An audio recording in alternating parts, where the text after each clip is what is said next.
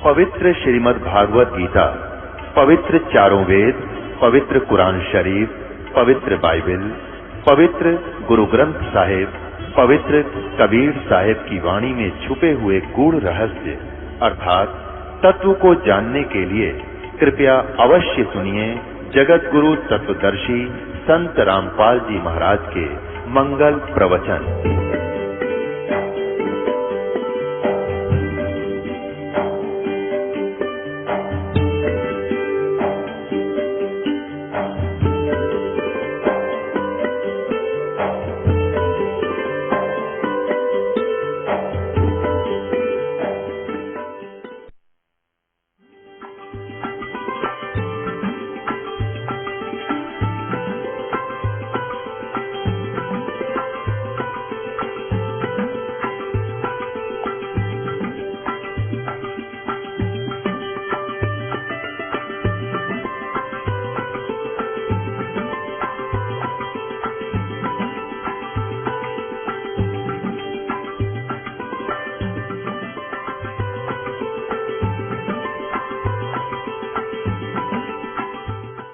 वहां सतलोक के अंदर ऐसी शंखो लहर मेहर की उपजे, क्योंकि वह बॉडी दूसरे टाइप की है।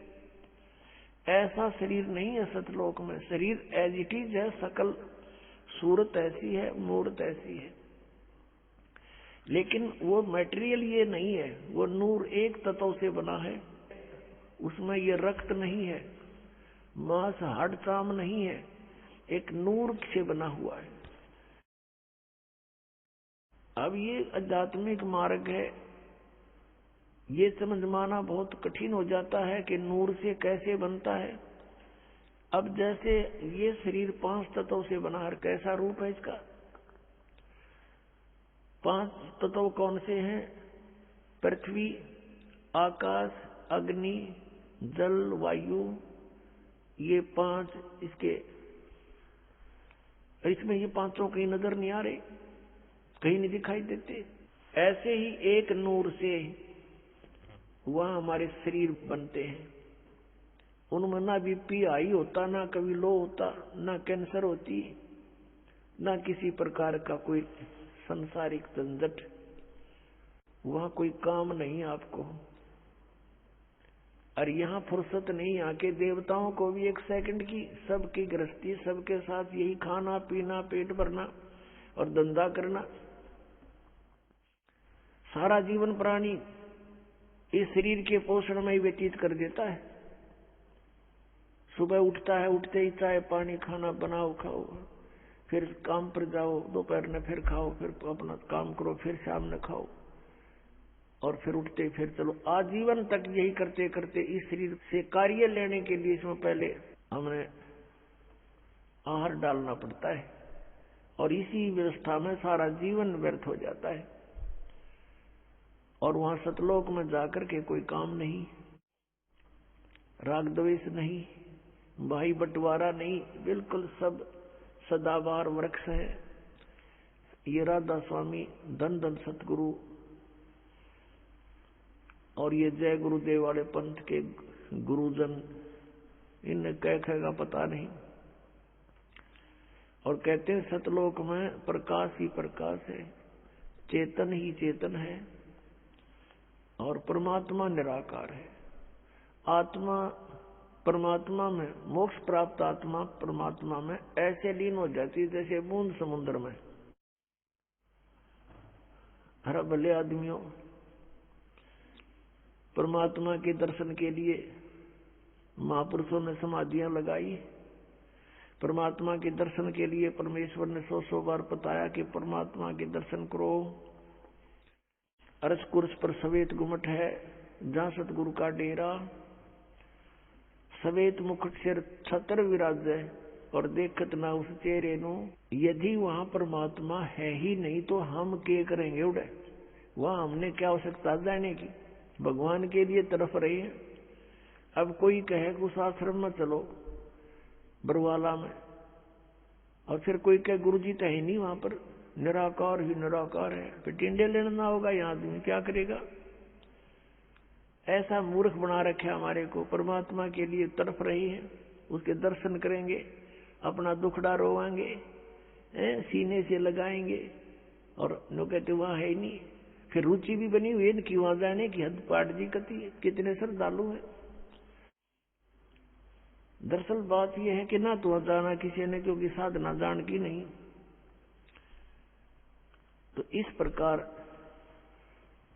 ये अज्ञान है, और परमात्मा ने जो बताया है वो वास्तविक ज्ञान, तत्व ज्ञान है कि वहां पर सदाबहार वृक्ष है, बहुत सुंदर दूधों के सरोवर भरे हैं। ये जो यहाँ गंगा जल है, आपने देखा होगा गंगा नदी का जल, ये सतलोक से आया हुआ है।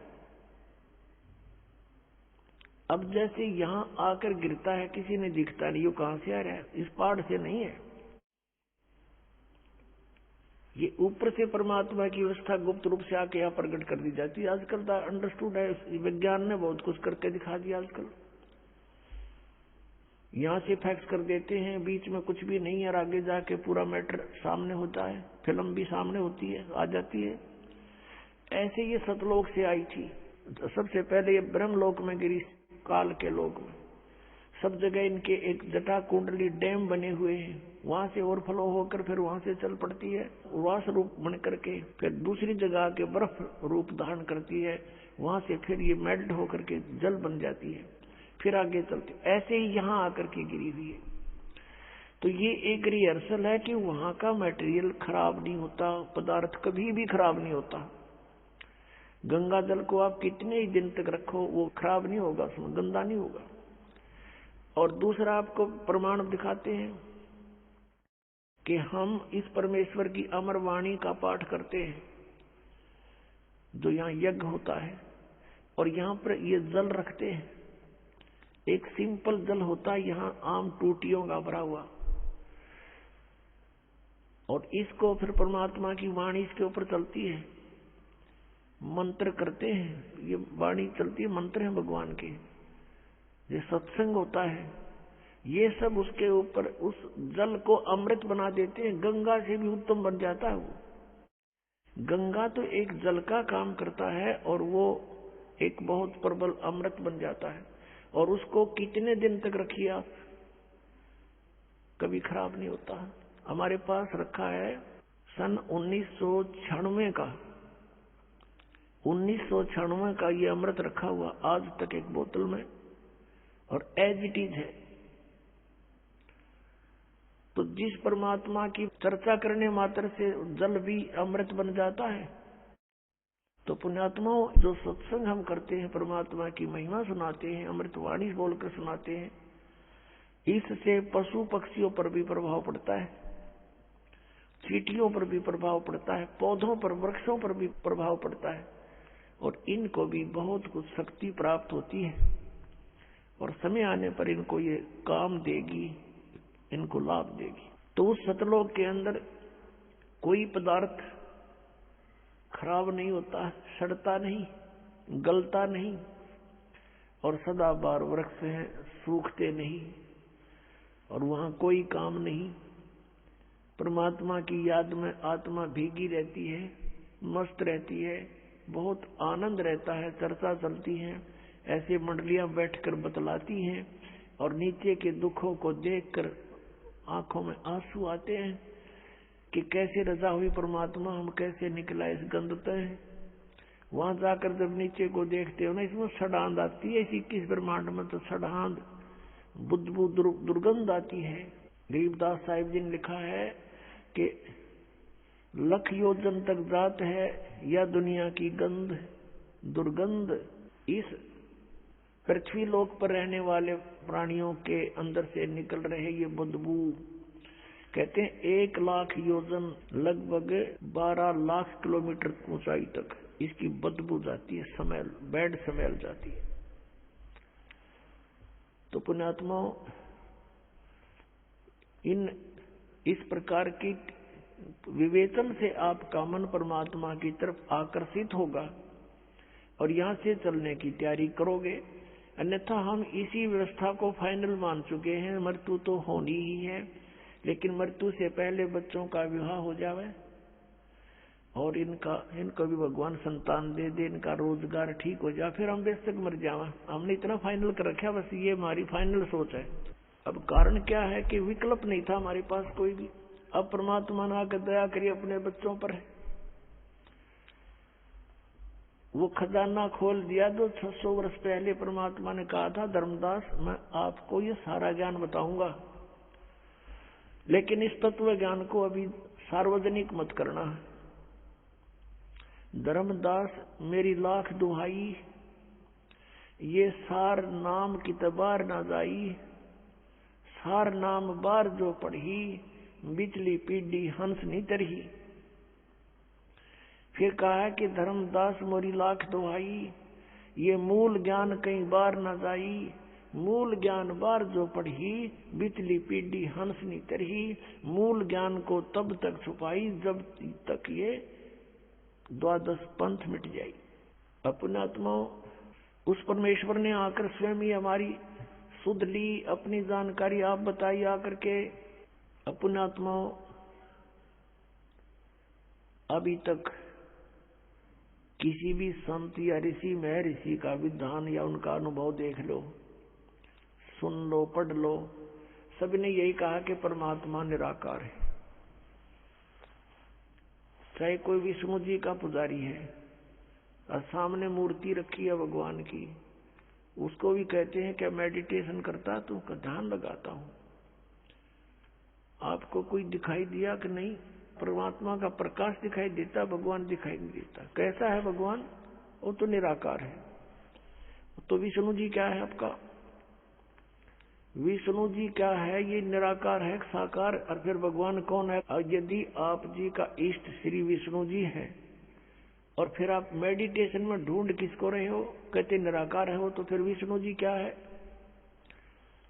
इसको कहते हैं मोती मुक्ता दर्शत नाही, ये जगह सब अंदरे, और दिक्कत के तय नैन चश्मिन का फेरा मोतिया बंदरे।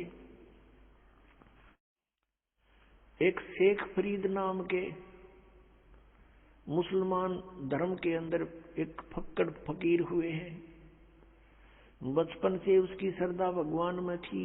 पुण्यात्माओं, जो पुण्यकर्मी प्राणी पिछले जन्म जन्मांतर से परमात्मा की साधना भक्ति करते आ रहे हैं, उन्हीं को आज एक विशेष तरफ है परमात्मा के पाने की। यहाँ गरीबदास महाराज जी कहते हैं, साधों से ती मस्करी और चोरा नाल खुशहाल, ये मल अखाड़ा जीतेंगे युगन युगन के माल। यदि आप जी किसी को ये सच्चाई बताने की चेष्टा करते हो तो आपका मजाक करते हैं,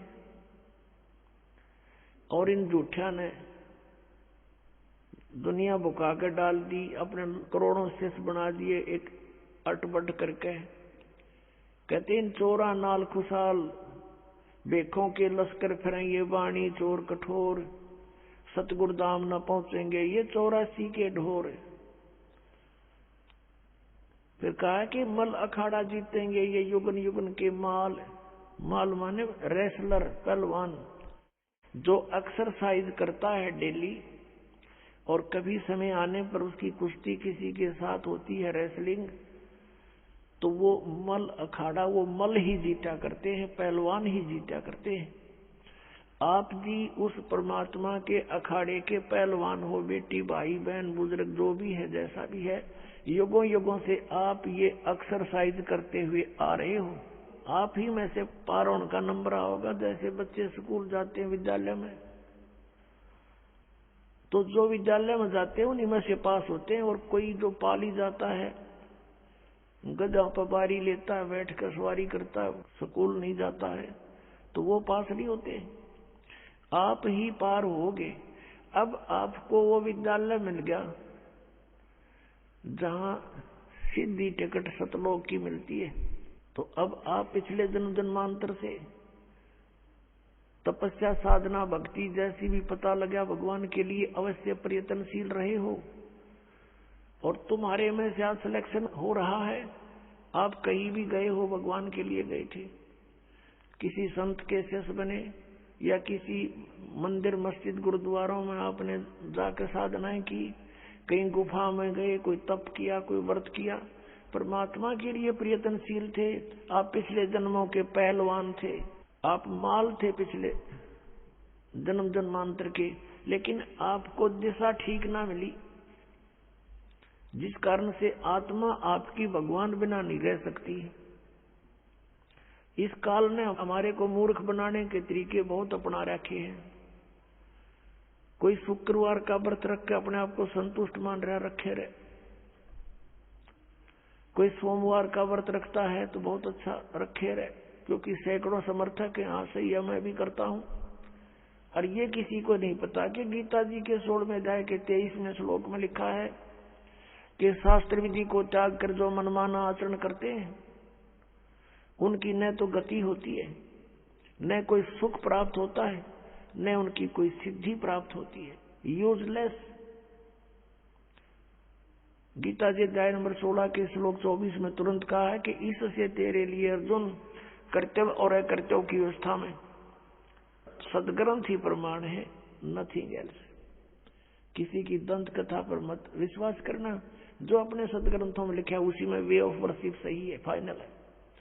अब जैसे ये श्री कृष्ण जी के पुजारी पवित्र हिंदू धर्म में जितने भी पुण्यात्मा हैं, अब गीता जी को सिरोधार्य मानते हैं और नाम जपते हैं हरे राम हरे कृष्ण, राधे राधे श्याम मिला दे, ओम नमः शिवाय, ओम भागवते वासुदेव नमः, एवं नमः। ये पता नहीं कितने मंत्र बना रखे। गीता जी में है कोई मंत्र ऐसा? गीता जी में फाइनल फैसला कर रखे है।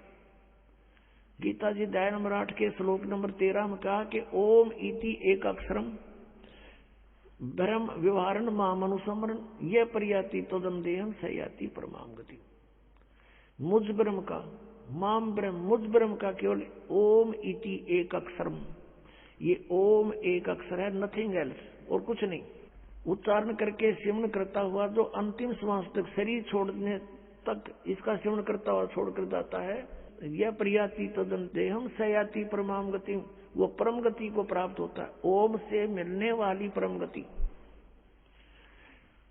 ओम से मिलने वाली श्रेष्ठ गति कौन सी है? ब्रह्म लोक प्राप्ति, क्योंकि ओम ब्रह्म का मंत्र है। गीता जी अध्याय नंबर 7 के श्लोक नंबर 18 में गीता ज्ञानदाता ब्रह्म श्री कृष्ण जी में बोल रहा है। वो कह रहा है कि मेरी गति में ये उदार आत्मा है तो अच्छी, लेकिन ये मेरे वाली घटिया गति में ही आश्रित रही। ओम से मिलने वाली जो सुविधा है, मोक्ष है, जितना कहते यो तो व्यर्थ है, घटिया है, अनुत्तम है। अनुत्तम क्यों है? क्योंकि गीता ज्ञानदाता स्वयं कह रहा है 4थे अध्याय के 5 में और 9वें श्लोक में, 2रे अध्याय के 12वें श्लोक में, 10वें अध्याय के 2रे श्लोक में, अर्जुन तेरे और मेरे बहुत जन्म हो चुके हैं, तू नहीं जानता मैं जानता हूं। तो इसी से दह के जन्म मृत्यु ब्रह्म की भी और पुजारी भी फिर दुखी जन्म और मृत्यु जैसा दुख नहीं पृथ्वी पर।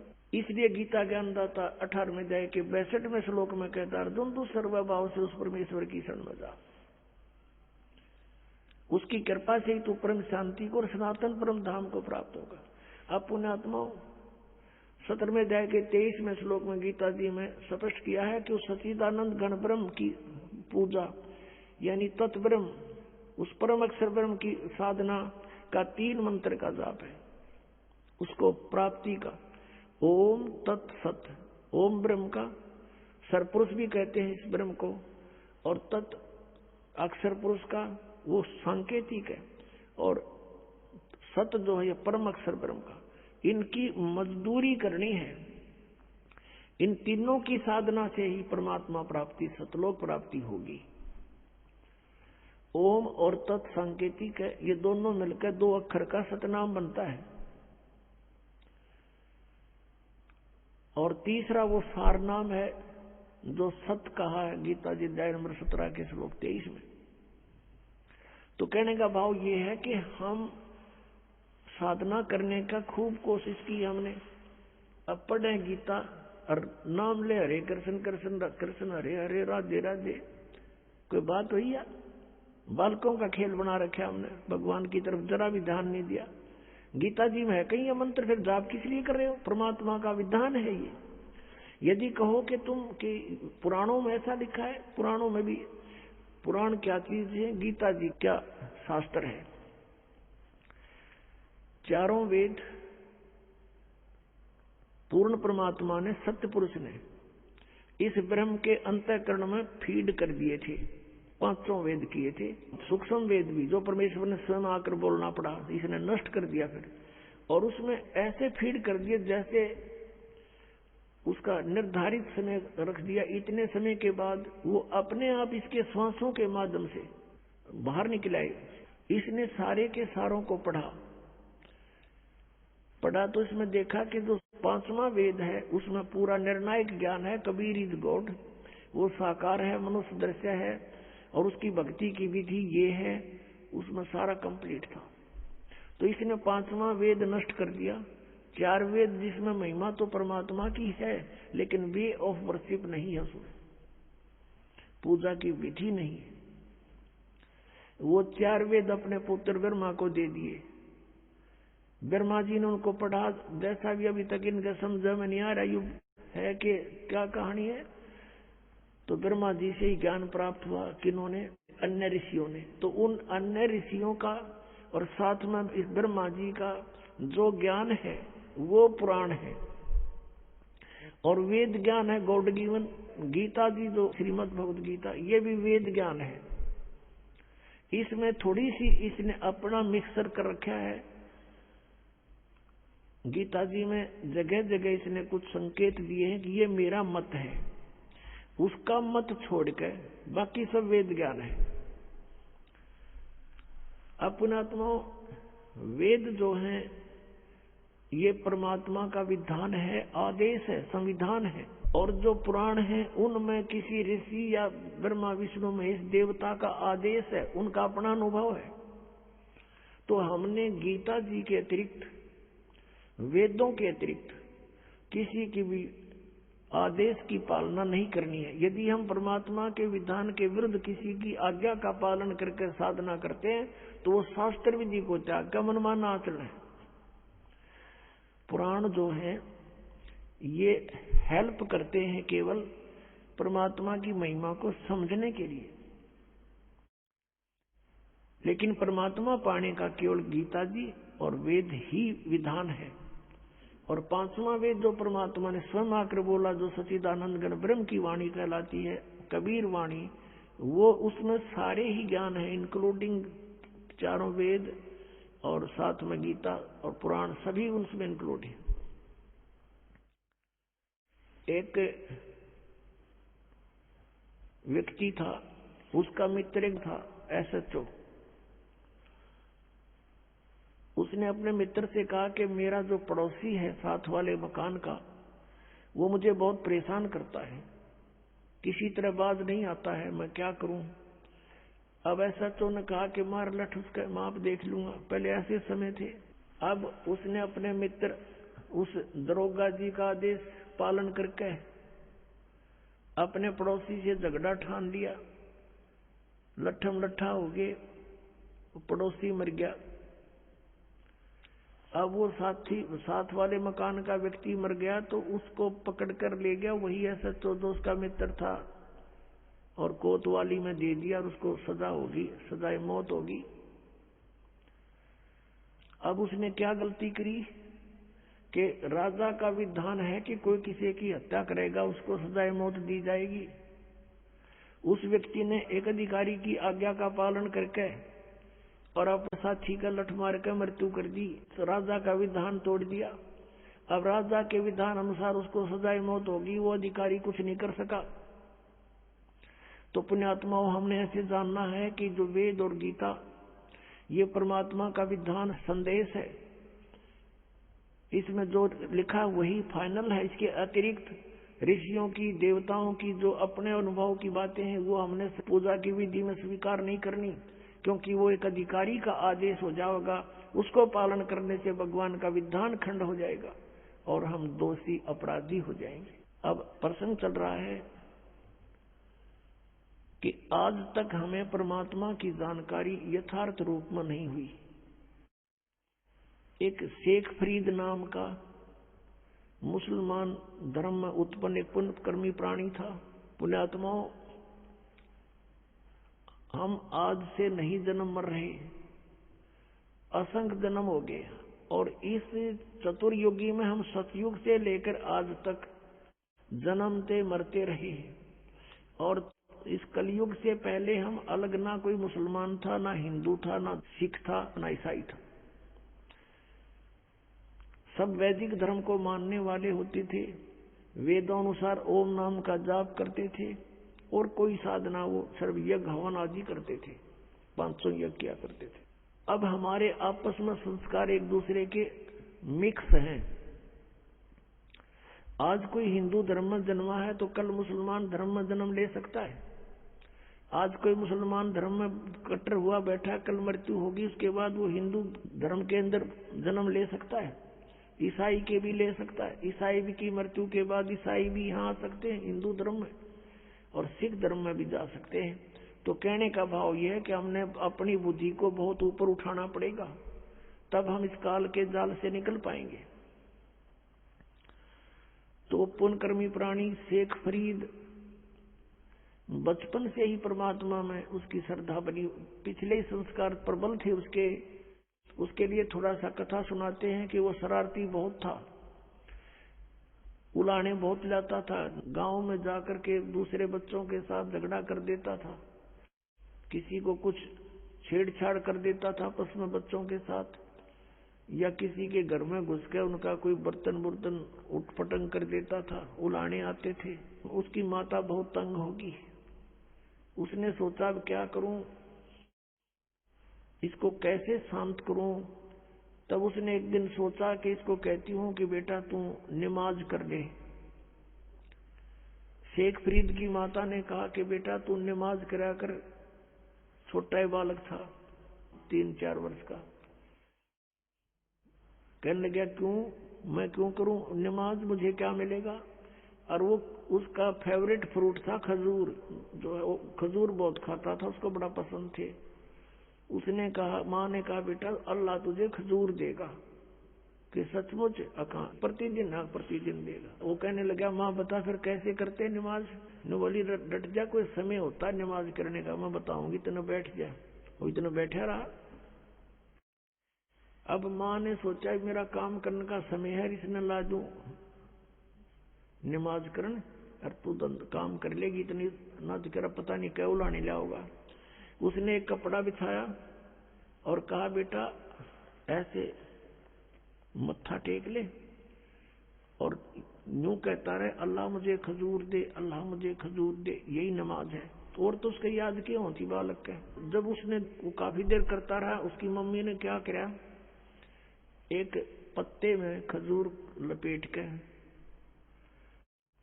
थोड़ा सा खजूर 2 पत्तों में उस कपड़ा बिछा रखा था, उसके नीचे रखे। और जब सारा काम कर लिया, जब कहने लगी बेटा आंख खोल दे बाजा, वो उठा, उसने देखा इधर उधर, कहने लगा माँ अल्लाह ने खजूर तो दिया ही नहीं, मैं नहीं करूं आज के बाद बिल्कुल भी। उसकी माँ ने कहा बेटा अल्लाह ऐसे सरेआम थोड़ा ही देता है, वो तो गुप्त देता है बेटा, देख कहीं रख गए होंगे आसन के नीचे। उसने कपड़ा उठाकर देखा तो रखा मिला, खावर कूद खा लिया, हुआ दीवा। फिर कहता माँ अब फिर बता कब करनी है वो नमाज।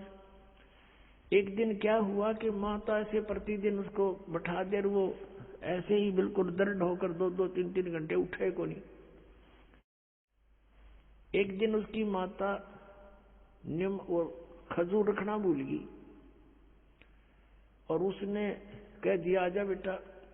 वो उठ गया, उसने उठाकर पल्ला देखा, खजूर वेजिटीज रखे जैसे पहले रखती थी उसकी माँ।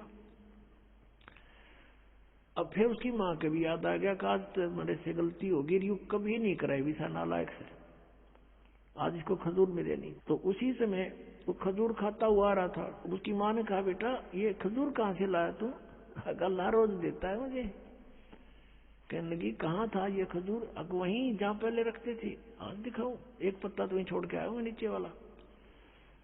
अब जाकर देखा सचमुच खजूर जो के तो उसकी माँ तो हैरान रहेगी।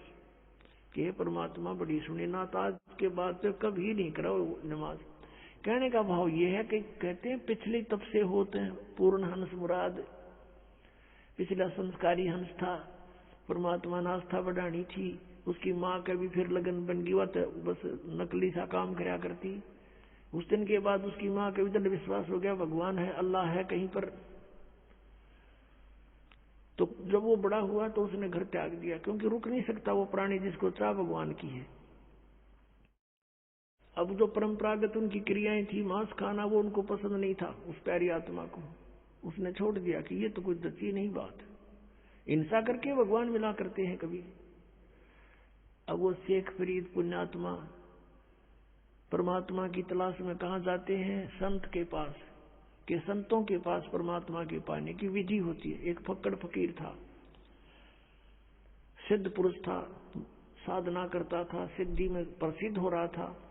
उसके पास पहुंच गए, उनसे बातें की, उसने अपना जो साधन जाने था वो बता दिया, बेटा कठिन से कठिन तप कर, जितना कष्ट दोगे शरीर को उतना ही भगवान निकटाएगा।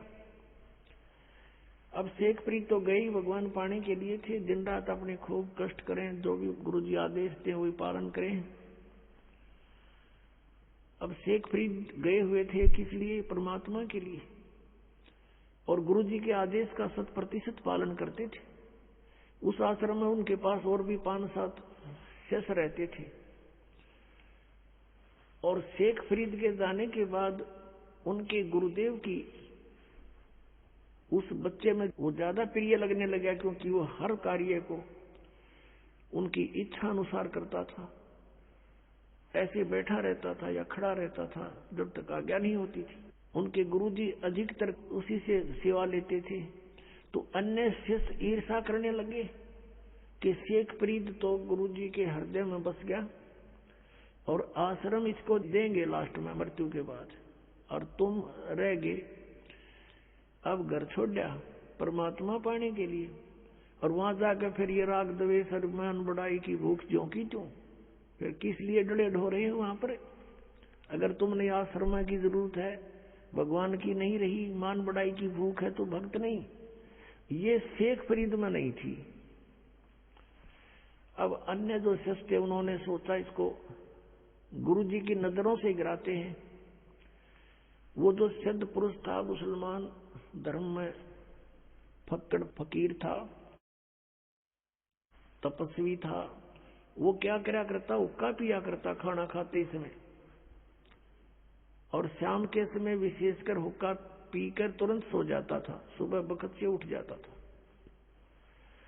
तो आश्रम में प्रत्येक भक्त की एक दिन की सेवा बांट रखी थी कि इस दिन वो सारी सेवा करेगा, इस दिन वो करेगा, इस दिन वो करेगा। जिस दिन शेख फरीद की सेवा का टर्न आया, उस दिन अन्य सेवकों ने सोचा कि आज इसको गुरुदेव के नजरों से गिराते हैं। वर्षा का मौसम था, लेकिन वर्षा नहीं हो रही थी। शेख फरीद ने शाम के समय खाना बनाया गुरुजी के लिए, और गुरुजी के हुक्के के लिए पहले अग्नि तैयार कर देता था। उसने अग्नि तैयार कर ली थी, खाना खिलाने गया हुआ था। पीछे से उनके अन्य ईर्षालु साथियों ने वो अग्नि बुझा दी, पानी पूनी छिड़क दिया। अब शेख फरीद ने तो ये सोचा था कि 2 मिनट में हुक्का भर के दे दूंगा, और वो गुरुजी इतना क्रोधी था, अगर 5 मिनट लेट हो जाता ना कोई भी किसी कार्य में, उससे इतना नाराज हो जाता, उसको डंडे मारता था और कई दिन तक उसको सेवा नहीं देता था। तो अब शेख फरीद जी गए अपनी मस्ती में कि जाके हुक्का भर दूंगा, जाके देखे आग नहीं है। अब शेख फरीद को तो भाई चिंता का विषय हो गया, इधर देखा उधर देखा, अगली नहीं बिल्कुल भी। थोड़ी सी दूर पर देखा कि गांव था, नगर था, वहां से 1 किलोमीटर की दूरी पे वहां धुआं उठ रहा था। चलम उठा के भाग लिया पूरी स्पीड पे। वहां जाकर देखा तो एक माई चूल्हे में अग्नि जलाने की चेष्टा कर रही थी, फूंक मार रही थी, और आंखों में पानी गिर रहा था। धुआं वापस आकर उसको परेशान कर रहा था। अब शेख फरीद दौड़ा दौड़ा गया, माई माई कहाँ कौन है? हाँ महाराज क्या बात है? कि माई आग दे दो, हुक्का भरना है। वह माई थी नरी निकम्मी, नो बोली आंख फूट जाना जब आग मिला है, आंख फुटवा ले तू भी अपनी। अब वो बोला आदमी था, साधु संत बोले वाले होते हैं, अकमाई आंख फूटने से अग्नि मिल जाएगी? कहाँ मिल जाएगी? वनो क्या कर फिर फू फू करने लगी। अब उसने दे कर चिमटा आंख में और बाहर निकाल कर रख दी, ले माई आग दे दे मुझे, ये आंख फोड़ दी मैंने। अब माई ने देखा, उसके तो पाया तोड़ेगी, धरती निकलेगी कि तू उस महात्मा का शिष्य है, वो बड़ा सिद्ध पुरुष है, और उसने कुछ वचन बोल दिए तेरा नाश हो जाएगा। उस माई ने सारी अग्नि बाहर काट दी चूल्हे से, अगले बाबर ले। अब वो फटाफट धर के आकर उस आंख के एक बांध का कपड़ा सा और सपेटते फिर भाग लिया। उधर से गुरुजी ने आवाज लगाई, रे शेख फरीद, रे फरीद कित मर गया। तीसरी आवाज जब लगाई, जब 2 एकड़ की दूरी से आवाज करी, आ गया गुरुजी, आ गया गुरुजी। गुरुजी ने पूछा भी क्या बात है, इतनी देर कैसे लगा दी? जी आग, मौसम वर्षा का था, गुरुदेव अग्नि जलाई थी लेकिन आग बुझ गई, गांव से दौड़ के लाया हूँ। अच्छा रख दे। अब अग्नि रख दी, वो तो उक्का पेड़ का सोन की टारी में था, उसने देखा निराशा हो गया था, आंख का केला गया। दी आपके रहते क्या लगे गुरुदेव, क्या लगे? नौका गवाह निकल गया। अच्छा भाई, अब माई ने सारी रात काटनी मुश्किल होगी, अब तेरे ऊपर बिजली गिरेगी, वो बताओगा गुरुजी को ऐसे ऐसे, और ये सिद्ध पुरुष है को वचन बोल दिया तेरा नाश होगा। सुबह सुबह जारी माई लेकर के उसको आंख को मटके के कापण पर ढक्कन पर रख लेगी और कहा महाराज मेरे से गलती होगी, माफ कर दियो, आपका शेष अग्नि लेने गया था, मैं ऐसे ऐसे धूमे में दुखी हो रही थी और मेरे मुख से निकल गया कि आंख फुटवा ले, आंख फुटते तो अग्नि मिलती है, और आपके शिष्य ने आंख निकाल कर रख दी, महाराज मेरे पे गलती होगी, माफ कर दो। माथा टेक कर रोए बुढ़िया माई। अब उस गुरुजी के समझ में नहीं आ रही या कहना की चाह रही है। वो बोला माई मुझे ढंग से बता क्या बात है। कहने लगी जी ऐसे ऐसे बात थी। शेख फरीद को बुलाया, अरे फरीद इधर आ। कहा जी? अरे क्या हो गया? आपके रहते क्या हो गुरुदेव, आपके दास को आपके रहते क्या होना था? ये कपड़ा क्यों बांध रखा है? जी ऐसे ही करके। बोला खोल दे इसको। उसने कपड़ा खोल दिया तो आंख जो की तो पाई फरीद की। अब वह माई देख कर हैरान रहेगी, लेकिन दूसरी आंख से वह कुछ छोटी बन गई। ये यकीन दिलाने के लिए कि सचमुच ये घटना घटी है। अब पुण्य आत्माओं, ऐसे सिद्ध पुरुष और ऐसे करामात दिखा देते हैं तो फिर उसके ऊपर शंका हो किसने? अब ये बातें अब तत्व ज्ञान से आपका समझ में आएंगी कि ऐसा सिद्ध पुरुष था वो तपस्वी हो का पाड़, कि उसके क्योंकि पिछले संस्कार थे उन पुनकर्मों प्राणियों के, पिछले ही तप से होते हैं पूर्ण हंस मुराद। वर्तमान की सिद्ध साधना कुछ थी नहीं उनकी, दोनों की, ना शेख फरीद की थी ना उस गुरु की थी, पिछले संस्कारों से थी, पिछले जन्मों के वो विद्यमान होते हैं। तो भी उन्हीं को अंगड़ाई आती है भक्ति की, घर त्याग देते हैं, लेकिन आगे साधना ना होने से वो अपनी बैटरी डिस्चार्ज कर जाते हैं ऐसे सिद्धि दिखाकर। अब सब जगह आस पास चर्चा का विषय हो गया, उस महाराज की वाह वाह होगी कि एक बालक की ऐसे ऐसे आंख भी पूरी कर दी उसने। सारी जनता आस पास की पूजन लायक गिर, वो महात्मा सिद्ध पुरुष और सुप्रीम वो हो गया वहां का संत। अब कुछ दिनों के बाद क्या हुआ कि उसकी मृत्यु होगी। मृत्यु के उपरांत शेख फरीद ने वो आश्रम त्याग दिया, सोचा साधना करनी है। गुरुजी ने कहा कठिन तप करो, भगवान निकटावेगा, उसके दीदार हो जाएगा। शेख फरीद तो परमात्मा पाने के लिए घर से निकला था और भगवान ना मिला तो इस मनुष्य शरीर का बनेगा क्या, मैं करूंगा क्या इस मिट्टी का, ये सोचकर गुरुजी के अब बताए अनुसार घोर तप शुरू कर दिया। एक वृक्ष की मोटी टहनी कुएं के ऊपर से गई हुई थी। उसने सोचा बहुत साधना कर ली, वैसे करता हूं। ऊपर रस्सा बांध लिया वृक्ष के और अपने पैरों में बांध लिया दोनों में, और शेष रस्सा नीचे को लटका दिया और उल्टा लटक गया।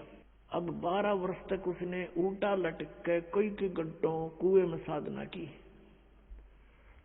और 12 वर्ष के अंदर 50 किलो अन्न खाया था शेख फरीद ने। 50 किलो 12 वर्ष में।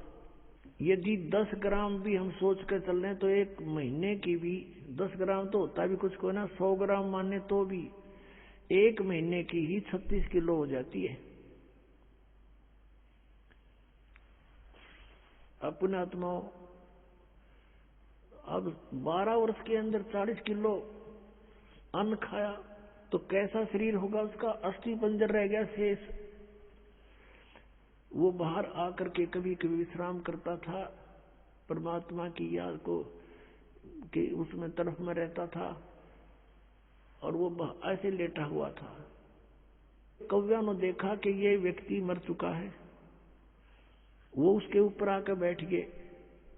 शरीर पर कहीं मांस था ही नहीं। उन्होंने सोची कौवों ने कि माथे पर बैठ कर इनकी आंख निकाल लेते हैं। तब वो थोड़ा सा मुंह खुला उसका, कहा कि भाई कौवो, मेरे शरीर पर कहीं मांस बचा हो, उस मांस को खा लो, मेरी आंखों को मत छुओ, इसको ना डिस्टर्ब करो, मुझे अल्लाह के दीदार की आशा है, मैंने भगवान देखना है, आंखें छोड़ दो मेरी, बाकी कहीं तुम्हें कुछ मिले तो खा लो। ये मुसलमान थे, और जो मांस खाओ, बकरे काटे, गऊ काटे, ये परमात्मा पालेंगे।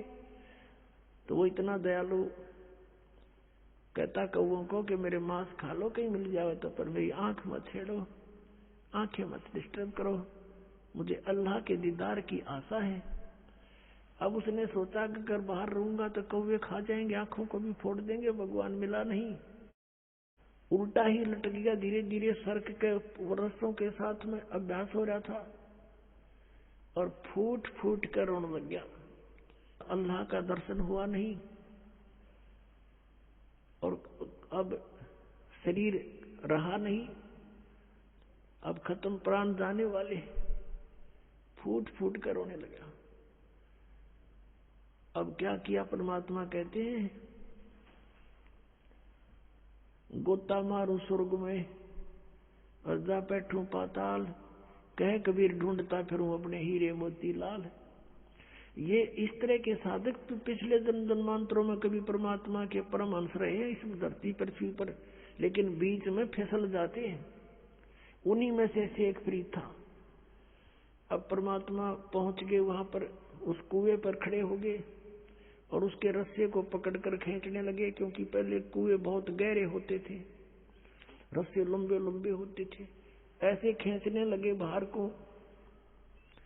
शेख फरीद ने सोचा कोई शरारती आ गया पाली और मुझे डिस्टर्ब कर रहा है। और पहले भी ऐसे गवाले जो होते थे, भेड़ बकरियां चराने वाले, जो गंवार टाइप व्यक्ति, उनमें से कोई ना कोई बाबा जी उस संत के रस्से को पकड़कर ऐसे हिला देता था,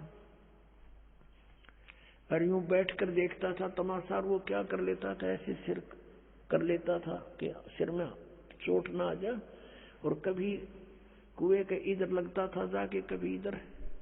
वो कुछ देर छेड़छाड़ कर चले जाते थे। पता था उसका कि किस किस के साथ लड़ूं, बच्चे हैं, करते रहेंगे।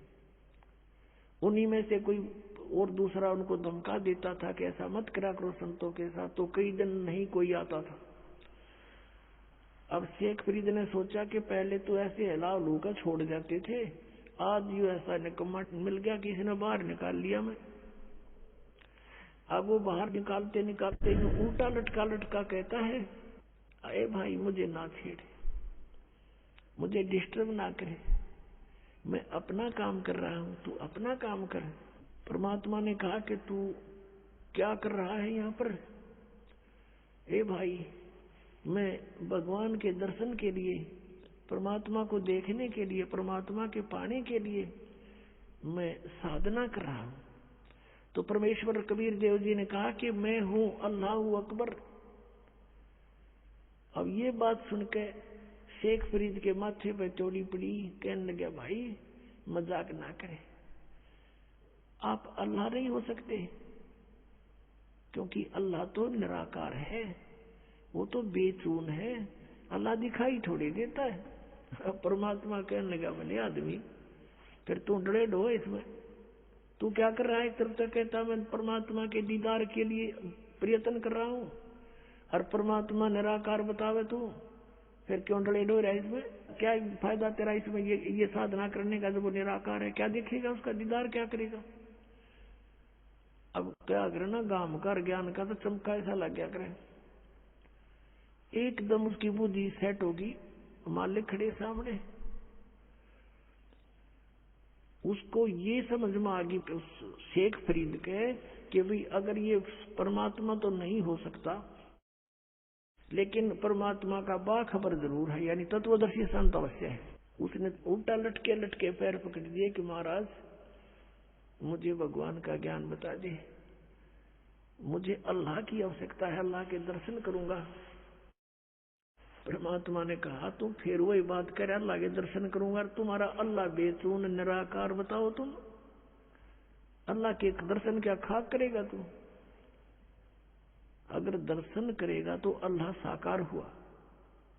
अब वो कहता हाँ बिल्कुल ठीक है, नहीं तो दीदार सब दाना नहीं चाहिए तुम्हारे मुख पर। तो वो कहने लगा जैसा भी है मुझे रास्ता बता दो, मैं भटक चुका हूं, मेरा अंत आने वाला है और परमात्मा मुझे मिला नहीं। अब परमात्मा ने क्या कहा कि बेटा बच्चा, इस देही शरीर के साथ तरीके शत्रुताओं कभी खत्म कर लिया, बहुत कॉस्टली है, इस तरह परमात्मा नहीं मिलता है। परमात्मा पाने का एक मंत्र है, जाप है, और भूखा रहने से भगवान मिले नहीं, गना खाने से भगवान मिले नहीं, इतना भी नहीं खाना चाहिए कि अंगड़ाई टूटर जो माइया दड़ी पक्का खा ले, और इतना कम भी नहीं खाना चाहिए कि कमर टेढ़ी हो जाए।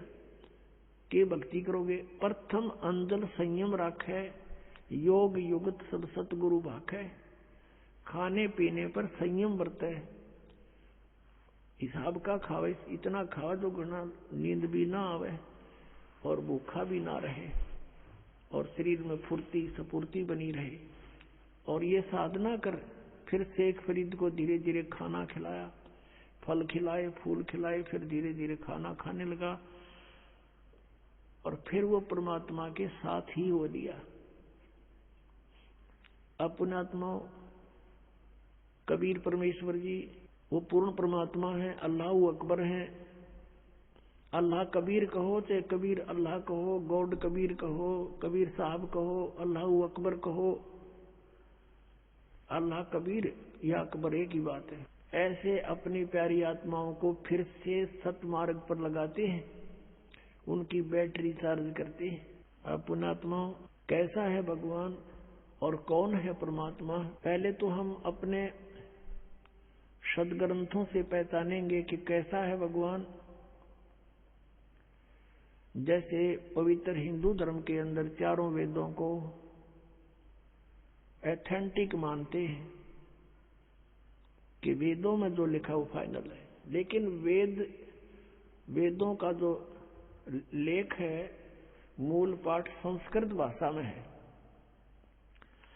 अपनात्माओं ज्ञान जो होता है, ज्ञान वो किसी भी भाषा में हो, ज्ञान तो ज्ञान ही होता है। जैसे हम अपनी चाहे हरियाणवी भाषा में बोल के वो बात बता दे और चाहे जिस भाषा को कोई समझता हो उसमें बोलकर बता दे, वो ज्ञान श्रेष्ठ हो, यथार्थ हो, तो उसका समझना आवश्यक है। अब एक भाषा को जान लेने से विद्वान नहीं हो जाता। जैसे संस्कृत भाषा को जानते थे ब्राह्मण वर्ग, और इन्हीं को पहले सतयुग त्रेता द्वापर तक इन्हीं को शिक्षा ग्रहण का आदेश था, दूसरे वर्ग को नहीं था, वर्ण को नहीं था। परमात्मा चारों युगों में आए हैं। सतयुग में सत सुकृत नाम से आए, तब इस मनु जैसे ऋषियों से मिले, ब्रह्मा से मिले, विष्णु से मिले, शिव जी से मिले। इनको यथार्थ ज्ञान समझाया, इन्होंने ध्यान से सुना, लेकिन बाद में काल ने इनकी बुद्धि को बदल दिया कि ये झूठ बोलता है, ऐसा कुछ नहीं है। तो तीनों ने बगावत कर दी, भगवान की वाणी को स्वीकारा नहीं। मनु जी ने भी परमात्मा का नाम बिगाड़ दिया कि ये वामदेव है। वाम माने उल्टा, उल्टे अर्थ करने वाला, क्योंकि कबीर परमेश्वर कहते थे मैं परमात्मा हूं। तो इस बात का बहुत मजाक उड़ाते थे वो कि ये भगवान है, ये ब्रह्मा विष्णु महेश से भी ऊपर मानता है, मेंटल है मेंटल। वो कहा करते कि भगवान तो निराकार है, प्रकाश ही प्रकाश है। परमात्मा कहा करते कि ऊपर भी मैं ही हूं, नीचे भी मैं ही हूं, दोनों ठोड़ पर मैं ही हूं। तो उसका नाम वामदेव रख लिया, वामदेव। वाम माने उल्टा, उल्टी खोपड़ी वाला। वामदेव उल्टी खोपड़ी वाला भगवान। नहीं माना, कहने का भाव किसी ने नहीं माना परमात्मा को परमात्मा। त्रेता युग में मुनिंदर नाम से आए थे और द्वापर में करुणा में नाम से आए थे, जो सुपथ सुदर्शन के गुरु जी बने थे। और त्रेता युग में आए थे जो मंदोदरी और नल नील और लंका के अंदर जो एक चंद्र विजय भाट था, उसके 16 सदस्यों ने नाम लिया था। और भी कुछ एक अच्छी आत्माओं ने परमात्मा की शरण ग्रहण की थी। अब कलयुग के अंदर वो परमात्मा आए और अपना यथार्थ ज्ञान स्वयं ही बताना पड़ता है परमात्मा को प्रत्येक युग में आके। अब जो परमेश्वर आए थे 600 वर्ष पहले बनारस में, उसमें भी परमेश्वर यही कहा करते थे कि तुम जिन भगवानों की पूजा करते हो, इनकी पूजा का विधान वेदों में नहीं है। और ब्रह्मा विष्णु महेश को आप अजर व अमर मानते हो, ये अजर अमर नहीं है, इनकी जन्म मृत्यु होती है। 3 देव की जो करते भक्ति, उनकी कदे ना हो मुक्ति। इन तीनों देवताओं की 600 वर्ष पहले परमात्मा ने बताया था कि दुर्गा इनकी माता है और काल इनका पिता है। लेकिन उस समय इन ब्राह्मण वर्ग के जो गुरुपद पर विराजमान थे व्यक्ति, उन्होंने परमात्मा का घोर विरोध किया और करवा दिया जनता से, और कहा कि कबीर तो अशिक्षित है, ये क्या जाने संस्कृत भाषा को, ये तो जुल्हा है, धानक है, हम ब्राह्मण हैं, हमने संस्कृत को पढ़ा। ऐसा कुछ नहीं लिखा हुआ इन पुराणों में। ये सर्वेश्वर है, महेश्वर है, कोई इनके माता पिता नहीं, मृत्युंजय है, कालज्ञ है। आज तक मूर्ख बना रहे थे हमारे को संस्कृत भाषा के जानने वाले। और परमात्मा ने 600 वर्ष पहले लिखा था कि इनकी जन्म मृत्यु होती है, इनके माता पिता हैं। अब पहले तो परमात्मा के उस सूक्ष्म वेद में दिखाते हैं आपको कि परमात्मा ने 600 वर्ष पहले ब्रह्मा विष्णु महेश के बारे में क्या टिप्पणी करी थी, और आज फिर उन पुराणों में ज्यों की त्यों पाई। जब हम शिक्षित हो गए, समझण जोगे हो गए, अब देखिएगा। अब ये है कबीर सागर। अब कितना मोटा ग्रंथ है, अब देखना इसको, इसके अंदर दिखाते हैं आपको। ये है कबीर सागर, संपूर्ण 11 भाग। खेमराज श्री कृष्ण दास प्रकाशन बंबई, यहां से ये प्रकाशित है। और इसका यहाँ लिखा है सच कबीर सागर, ज्ञान सागर प्रथम खंड। कबीर पंथी भारत पथिक स्वामी युगलानंद बिहारी द्वारा प्रस्कृत। मुद्रक एवं प्रकाशक हैं खेमराज श्री कृष्ण दास, अध्यक्ष श्री वेंकटेश्वर प्रेस, खेमराज श्री कृष्ण दास मार्ग मुंबई। ये ज्ञान बोध और बोध सागर, ये चैप्टर अध्याय है इसमें कबीर सागर में। ये सूक्ष्म वेद है और इसके 21 पृष्ठ पे है। यहाँ देखिएगा। धर्मदास ये जग बोरा न, कोई न जाने पद निर्वाण। यही कारण मैं कथा पसारा, जग से कहिए राम नियारा। ये नाम गलत लिखा, मिसप्रिंट है। यही ज्ञान जग जीव सुनावो, सब जीवों का भरम नसावो। अब मैं तुमसे कहूँ चिताई, तेरे देवन की उत्पत्ति भाई।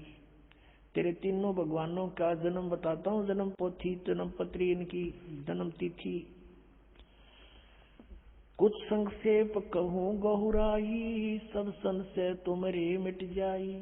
भरम गए जग वेद पुराना, आदि राम का वेद न जाना। आदि राम है ये, राम राम सब जगत बखाने, आदि राम कोई बिरला जाने। सब राम राम अल्लाह अल्लाह कर रहे हैं, गॉड गॉड। आदि राम यानी सनातन परमात्मा को कोई नहीं जानता। ये राम है, नाम नहीं, सब गलत विस्पृत नहीं। ज्ञानी सुने सो हृदय लगाई, मूर्ख सुने तो गम ना पाई। अब ब्रह्मा विष्णु महेश के तीनों देवताओं के माता पिता बताता हूँ। माँ अष्टंगी पिता निरंजन, ये जमदारुण वंशन अंजन।